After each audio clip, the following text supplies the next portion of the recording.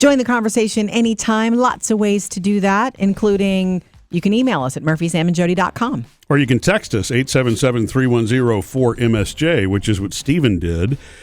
Stephen sent this because of the morning pick-me-up you did last week, Sam, about the 9-year-old who saved the pastor of a church by performing CPR on him. Just learned CPR the day before. Right. Man, and there's so many things about that story. So our friend Stephen is is very familiar with CPR because he's an EMT. Oh, yeah. An emergency tech.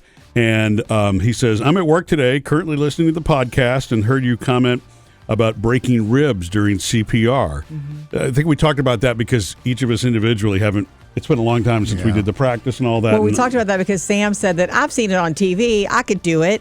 That's what you said, and I wanted to say, hold on. The great benchmark for everything. The TB. And then you had warned about breaking things. Well, I just wondered about that. But so here's what Stephen says about that.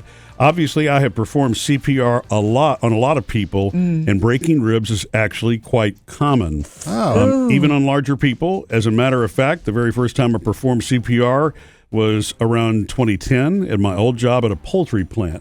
I was alone. I worked in the medical department, and it was 3 a.m. A truck driver in our yard collapsed while backing up to hook up a trailer. Security called me, went out there. There he was lying on his stomach between the seats. Oh, no. So he had to climb up in the sleeper cab, and once he got him on his back, he started doing the compressions and broke several ribs on the second compression. Oh. He says you can feel it. Sometimes you can hear it, but the rationale is that a few broken ribs are better than compressions not done properly, and therefore saving a life.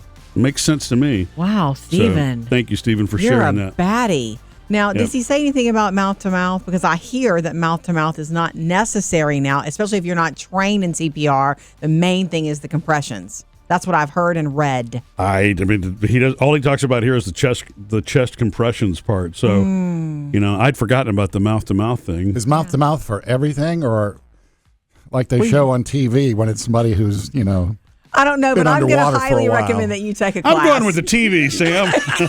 Thank you, Stephen.